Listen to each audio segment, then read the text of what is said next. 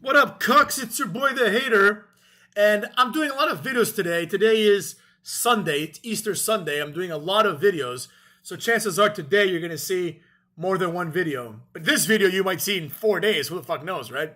Anyways, this video is something that's really been on my head for a long time, right? And it was spurred by the idea of a wrestler called Jay White, who is basically an ROH jobber at this point, right? I remember when Jay White's contract was coming up, people were under the impression that WWE needed to scoop this guy and that this guy should have been shot directly to Raw or SmackDown, right? And be put in the main event. They're like, Jay White is too good for NXT. So then when AEW got him, they're like, thank God. AEW is not going to ruin this man. They know how to use talent. Jay White's going to be a star. Okay, fine.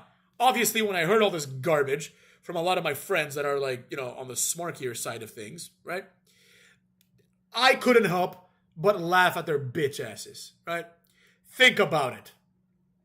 Jay White, according to Wikipedia here, he made some sporadic appearances starting in 2022, but then eventually he joined AEW officially in April 5th of Dynamite, right? April 5th, 2023. So almost exactly a year from now. As a matter of fact, it might be a year from when this video is released, right? So for 1 year, Jay White, the guy that was too good to go to NXT, what has he achieved in AEW? I'll tell you. Fucking nothing, motherfucks. They put him exactly where he belongs. As a guy on the level of one of two of Billy Gunn's children, who just started wrestling like 3 weeks ago, right? Those two guys are on the same, they're equals to Jay White. And in my opinion, they're not equals. In my opinion, the Gun Club has a bright future in NXT, cucks. They're gonna get signed by WWE. It's almost 100%. They're just here to fuck around, just like Jericho is, make some money, right? In the event that AEW became this huge success that obviously it's not going to be, then they could be pioneers. Like Jericho could go down literally as the greatest force in the history of wrestling. If let's imagine, for example, if 2 years after AEW started, they just completely are destroying WWE, right? To the point where WWE just goes out of business. And AEW gets like 15 million viewers, right? Now, everybody knew that was never going to happen, but there's always a chance, right? There's always like a 0.00001. If that happened, then indisputably, Jericho goes over Vince McMahon as the most important creative force in wrestling history, right? And so does Tony Khan, right? But obviously that wasn't going to happen. But Jericho was like, well, if that happens, then I become that dude, right? And if it doesn't, too bad. I'll go back to WWE. Meanwhile, AEW is picking up every jobber in the Indies, including Jay White, who is getting absolutely nothing in this company. He's been there for a year, and the only success he's had, right? He's won no titles, zero titles in AEW, but he has won a title in the NXT of AEW, ROH. So you're asking yourself, did he win the ROH World Heavyweight title? No, he didn't. Did he win the ROH TV title? No, he didn't. Oh, surely him and Juice Robinson, another guy that they kept telling us is like a legend in the making. Surely they must be the tag team champions. No, absolutely not. In fact, he is part of the ROH World Six-Man Tag Team Champions, along with the aforementioned Gun Club, the Gun Boys, right? That's where Jay White belongs in the card on AEW. Now imagine if he wants to go to WWE after this. Do you think that he has any prospects there left? He's being treated like a jobber in the jobber company. He's going to go to AEW, to NXT if he does, and they're going to be like, oh, remember Lexus King, which is Brian Pillman Jr., who was a jobber in your company? Well, we've pushed him a little bit now. So guess what's going to happen? You're going to show up there, and Lexus King is going to squash you. Then after that, you're going to go step up to Obafemi, who's going to squash you. And then Josh Briggs, or Josh Riggs, whatever his name is, he's also going to squash you. It's fucking over for this guy, right? All the hard work that he put in New Japan, which in my opinion doesn't count because he didn't really do anything, right? All of a sudden, one day, this fucker comes back. He just comes back to New Japan 5 years ago, and he's like, I'm a big-time wrestler now. I'm the Switchblade. And people are like, oh, shit, Jay White is big time. No, Jay White sucks. Jay White is boring. He's small, he's skinny, and he's got a Bray Wyatt moveset, but he doesn't move like Bray Wyatt. At least Bray Wyatt was big and tough looking, right? This guy looks like a little shit. But anyways, I digress. The point isn't specifically about good old Jay White. It's about this narrative that every wrestler is misused, right? Every fucking indie jobber, like there's like maybe 3 indie jobbers that have lived up to their potential, right? And all of this has been manufactured. So one example is CM Punk, right? In my opinion, CM Punk didn't deserve to ever be WWE champion. And he was never really taken seriously by Vince McMahon, but they gave him his moment. So you can say safely that CM Punk is an indie jobber who, you know, if you will, lived up to his potential. Another one is Daniel Bryan, right? Daniel Bryan is never going to be this legendary WWE wrestler, right? They might put him in the Hall of Fame for no reason, even though in my opinion, he hasn't done enough in WWE, right? But he did live up to it. He did main event WrestleMania. He did become a champion, right? And as far as I'm concerned, I'm pretty sure that's fucking it, motherfucks. Nobody else from the indies has ever had any type of legitimate long-term success, right? Or at least none of them have lived up to what they were supposed to be.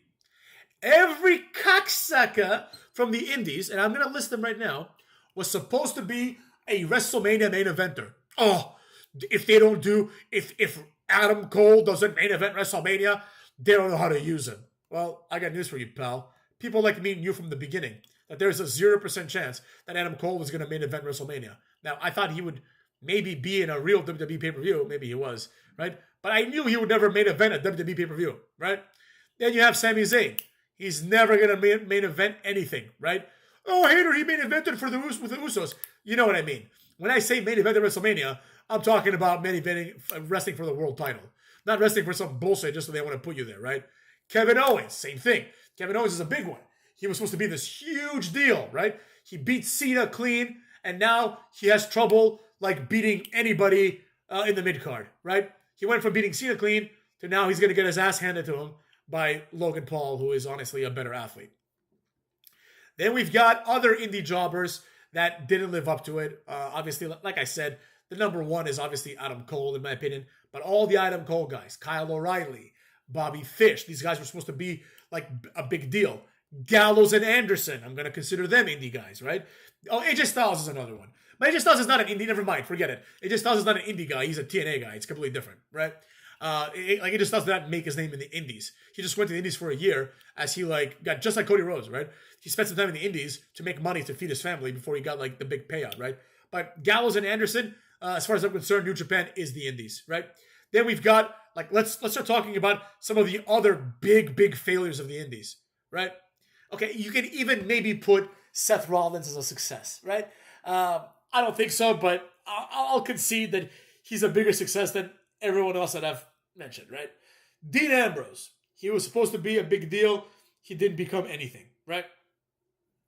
Literally every luchador that they've signed has been a complete and total failure, except for Del Rio, but I don't consider Del Rio to really be an indie guy because I think in the indies he was like a masked douchebag, and in WWE he was presented as a WWE guy, right? Like every wrestler's been on the indies, but he was not an indie darling, right? It's not like anybody like two or 3 years before Del Rio got signed, nobody was saying, oh, WWE needs to sign Dos Caras or whatever the fuck his name was, Dos Mascaras, whatever, right? No, but nobody was saying that. Nobody knew who the fuck he was. He really is a WWE guy. Like he was a complete nobody. Then they signed him to WWE and made him a star, right? But everybody else who is an indie darling, Sin Cara, Unico, Hideo Itami, motherfucks, Kalisto, the other guy who teamed up with Kalisto, the other guy who teamed up with Kalisto. I forget what their names were. Remember those the 3 luchadors that were like jobbers? Grand Metalik, Tigre, not Tigre, that's from TNA. The one who like the Lynx, Lince Dorado, and then there was a third guy who I completely forget now. Maybe it was Kalisto, right? All these guys who were indie darlings turned out to be jobbers. TJP, everyone from the Cruiserweight Classic, right? All these guys ended up being jobbers. Fucking Cedric Alexander, jobber, right? Every one of these guys, like without any exception, since Seth Rollins, basically, all of them went to become jobbers. And then people are like, wait a second, how is this possible? How is WWE misusing everyone? Well, the clear answer is they're not misusing anybody. It's just that you don't understand what makes a good wrestler. Like, you actually think, right? And I will say this, all three independent jobbers that had some success, Rollins, fucking Daniel Bryan, and CM Punk, I'll say it like it is, Cuts, you'll hear it here. None of them are anything special. The best one of the three is definitely Rollins because he actually does moves that are not boring. But none of them are anything special and none of them matter. So who gives a flying fuck about them either, right? But if you look at all the other indie jobbers, right? People are like, WWE will just ruin. Like they wouldn't know. Like just think about the arrogance. WWE doesn't know how to use Hangman Page. You're right. WWE, the multi-billion and global entertainment company, does not know how to use someone. But ROH, who has sold like a maximum of like 1,000 tickets, I think that's their world record, and ROH does. The three people that decide how to book Adam Cole, they understand. But WWE, who has like writers who have studied, entertainment writing in school and have done it for 20 plus years, and they have Vince McMahon, they don't understand. Or maybe, Cucks, or maybe it's just simple, much simpler than that. Maybe the solution is not that, but that we all know that WWE does know how to use wrestlers. It's just that just because they hire someone doesn't mean that that person is supposed to be a main eventer. As a matter of fact, I would argue that the opposite is often true. The main eventer gets wrecked and the jobber gets pushed, right? We have many examples of this. Many examples of main event type talent that have not been pushed at the behest of jobbers, right? So, in my opinion, like the fact that he's like a complete idiot in terms of wrestling aside, when Eric Rowan, I'll give him as an example, when Eric Rowan like debuted with Daniel Bryan, like when he became like just Daniel Bryan's like right hand man, and he had like the normal people clothes and the tattoos, and he wasn't like, either like retarded Wyatt family Eric Rowan, nor like the secret genius Eric Rowan. Oh, I want to have a cage with a midget in it, and she gets killed, and I lose my mind. Yeah, that sounds wow. What A-level writing, Eric Rowan? Shut your mouth. But Eric Rowan was good at other things. He was menacing. He had a unique look, right? And the logical conclusion of his association with Daniel Bryan should have been this. Eric Rowan one day just grabs Bryan by the fucking throat and choke slams him. And he becomes a star, right?